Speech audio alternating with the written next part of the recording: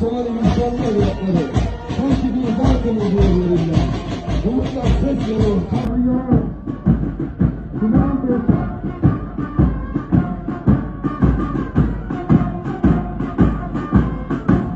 Aslan yürekli Somali askerler.